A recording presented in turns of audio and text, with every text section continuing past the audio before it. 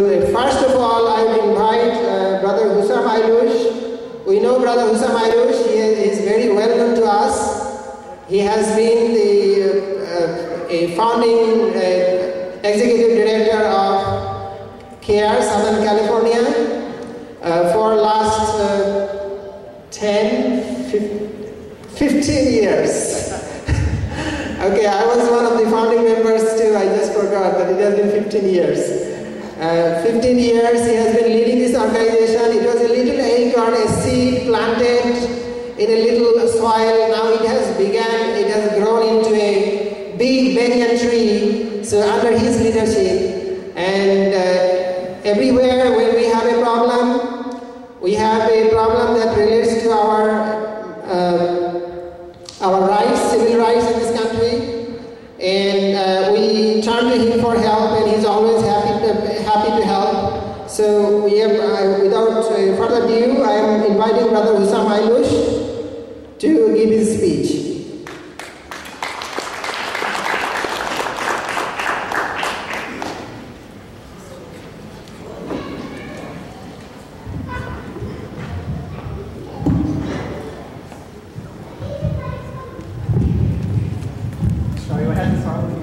Every time. Assalamu alaikum wa rahmatullahi wa barakatuh. Bismillah walhamdulillah wa salatu wa salamu ala rasulillah. In the name of Allah, God Almighty, the most compassionate, the most merciful, and may the peace and the blessings of Allah be upon His Messenger Muhammad sallallahu alaihi wasallam and all prophets and messengers before him. Again, assalamu alaikum, greetings of peace. I first would like to thank Munam, the Muslim Ummah of North America, its leadership, its members, for honoring me with this invitation to participate in this event. Thank you for giving me the chance to be part of your community and part of your event. It's a great honor and privilege. And thank you for being here on a very, very hot day. So that takes a lot of dedication. Inshallah, I hope it will be a very fruitful gathering and event. The topic that I was asked to talk about or address is Islamophobia.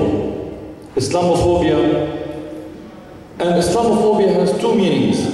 One is the technical one. The technical one is usually defined as the irrational fear of Islam and Muslims. But of course, we're not worried about just the fear and the irrational fear. I want to address the second aspect of Islamophobia. And the second aspect of Islamophobia is actually the deliberate attempt to fuel or promote paranoia and fear of Islam. That is deliberate. It's done by people who intentionally are trying to create fear of Islam and Muslims. And it's important for us to be aware of it, because until very recently, we thought that this is a widespread problem, where there are many groups and institutions and people.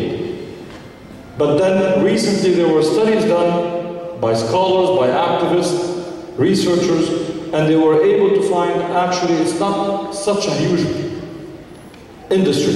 It's actually a very focused, very vicious, well-funded, but it's not a huge industry, and hopefully there are easy ways to contain it, expose it, and challenge it. Now, in terms of Islamophobia, in terms of misunderstanding of Islam, the reality is polls, studies after studies show us that many Americans, anywhere from, it says, 43, a recent Washington Post poll actually showed 49% of people in America having unfavorable views about Islam. When they think of Islam, they think of it as something negative. Last year, Gallup conducted a poll, and they found out that actually 43% of people in America acknowledge having prejudice, little or a lot of prejudice towards Islam and Muslims.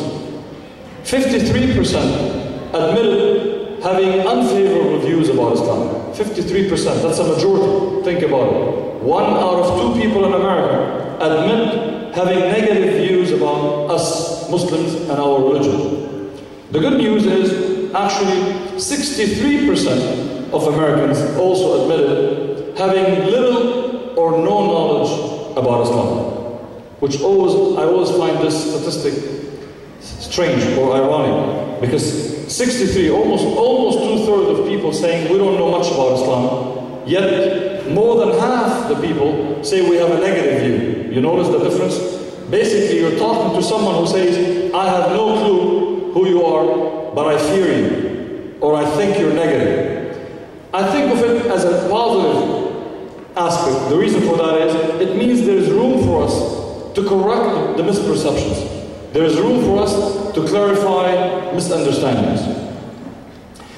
There are many components, actually, of Islamophobia. If you want to know if a writer, a study, a book, a speaker engages in Islamophobia, you will notice some of these components. And they were presented in a book called Islamophobia, prepared by an author. I can share the details, but I just want to touch upon quickly some of these components. One, Islam is projected as a monolithic block, as if Muslims all interpret Islam the same way. You know, it's almost like we're robots. We're shown as, when they talk about Islam, they talk about, well, Muslims do this. It's almost like as if Muslims are only one block. Usually also Islam is presented as the other, separate. You'll notice that there's always talking about us versus them. You'll notice that there's a component of Islamophobia. Islam is projected in another component as inferior. You know, when would the Muslims join the world? When would the Muslims learn about human rights? Are Muslims capable of being civilized?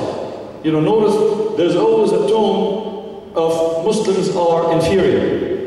There's also an attempt to portray Islam and Muslims as violent, aggressive, threatening, and so on and so forth. Supportive of terrorism. That's also, anyone who tries to put that over a whole religion know that they are engaging in promoting Islamophobia. Another component is Islam is seen as a political ideology. So when they talk about it, they're not talking about a religion. A religion that's followed by 1.6 billion people. That's billion with a B. Many of them in Bangladesh.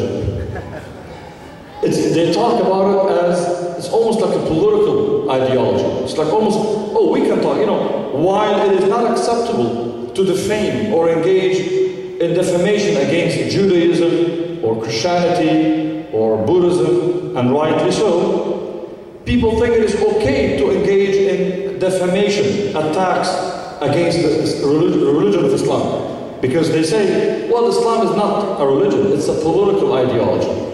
And that is another example of Islamophobia. Another example is, anytime they talk about Islam, they also justify discrimination against Muslims. They say, well, it's acceptable. Muslims brought it to themselves. That is also an attempt in promoting Islamophobia. Basically, the end result of Islamophobia is the normalization of anti-Muslim bigotry. It becomes acceptable in society. When racism against any other community is usually rejected, you will see less negative reaction towards those who engage in anti-Muslim bigotry. Now, these are the components that you can go over in details. Currently, over the last few months, most studies have shown that there are 3 themes of Islamophobia. And these 3 themes impact each one of us who are Muslims. Actually, they impact all people, including all Americans, and I will say why. But let me present the 3 themes of Islamophobia, the 3 themes that are being framed in the media as a narrative against Islam and Muslims. First one, Sharia, Islamic law, Islamic rules and guidelines, Islamic conduct is presented as a threat to America. So Sharia, you notice that, you hear that, Sharia is a threat. They use different languages. They would say, oh, Sharia, Muslims are trying to impose Sharia. Or Muslims are trying to replace the constitution with Sharia. Or that the Sharia is a book of laws for Muslims that undermines freedoms, for example. A lot of lies, a lot of logical and illogical comments made, but unless they go challenged, unfortunately they become, perception becomes reality on the minds of people. Because it's almost like, how can you compare Sharia, which is a set of rules and guidelines that impact Muslims in their life, in their lively practice, economic, social, etc. How can you compare that to a political document called the Constitution that impacts and binds everyone who lives in America, while the Sharia only binds those who choose to follow Islam? It doesn't make sense, but yet they keep pushing that theme. The second theme that is being pushed usually is that Muslims deceive. Muslims engage in deception. Why do they push that? They push that because some of the people who have been victims of Islamophobia, meaning the anti-Muslim defamation, they are told Muslims are violent, Muslims are hateful, Muslims hate Christians and Jews, Muslims don't like America. But then some of these people said, hey, I have a Muslim co-worker, I have a Muslim neighbor, they're very nice. They don't hate anybody, they're actually as patriotic as me, they're honest, they love this country. So in order to respond to this new challenge, the response was, well, anyway, don't believe Muslims because Muslims engage in deception. So even when a Muslim is nice, it is only an act. This is common, and this is a very common theme nowadays among those who promote anti-Muslim bigotry. And be aware of it. The third theme that is promoted usually, I'm missing out on the fruits, so I'll finish earlier. The third theme that there's usually being pushed is that Muslims don't condemn terrorism. It's like, notice how they push this.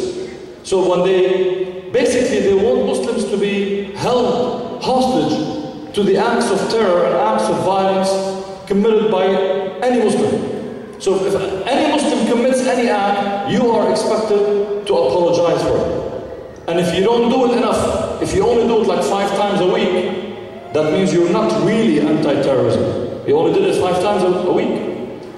Why didn't you do it every time you're on TV? When they never ask the same from anybody else. If the IRA engages in terrorism in Ireland, no one expects Catholics to come forward and say we condemn it, because we know only IRA is responsible for its act. If a deviant, sexually deviant priest engages in sexual molestation, we don't expect every Catholic to stand up and say, as a Catholic, I condemn what this priest did. Because we know the only one who's responsible is the person who did it. If a Jewish extremist in a settlement in the West Bank kills Palestinians, we don't expect